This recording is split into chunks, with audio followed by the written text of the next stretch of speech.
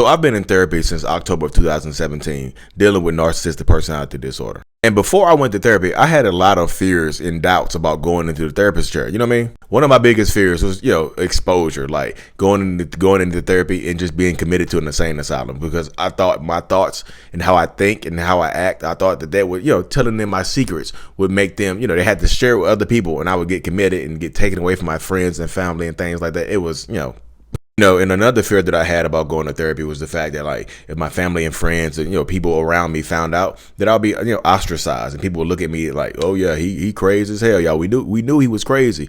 And and people would just place that judgment on you because people think, like, the stigma of therapy is that people think automatically something is wrong with you when you go to therapy. And I felt like I would have to carry that around like a scarlet letter on my head. Like, hey, that person is diagnosed with narcissistic personality disorder. He is an evil person. You know what I mean? I don't want people to think that about me. And in layman's terms, y'all, therapy to me is just like, finding a stranger on the internet, finding a trustworthy stranger on the internet that you deem worthy enough to share your deepest, darkest secrets with and to share your traumas with. A stranger, y'all, because you have to confide, you feel more comfortable confiding in a stranger that won't judge you, as opposed to telling your friends and family what you're going through, because you think that they're going to use that against you.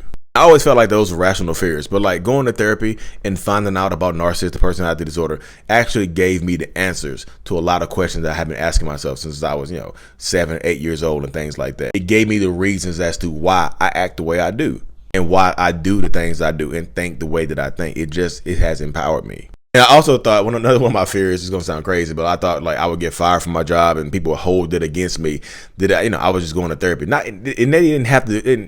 I didn't think they would even know why I was going to therapy.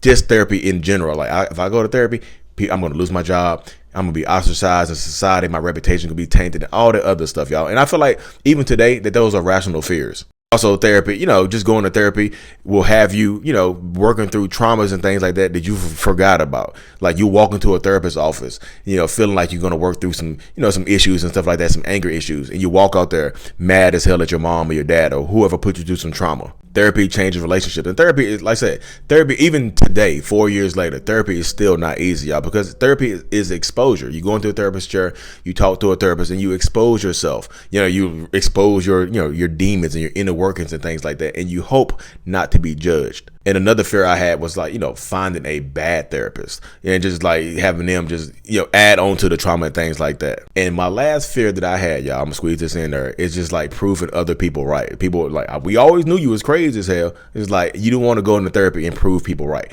Prove your significant other right, or your wife or your husband right, and things like that. Therapy empowers. Therapy has helped change my life for the better. I hope more people go to therapy as well, y'all.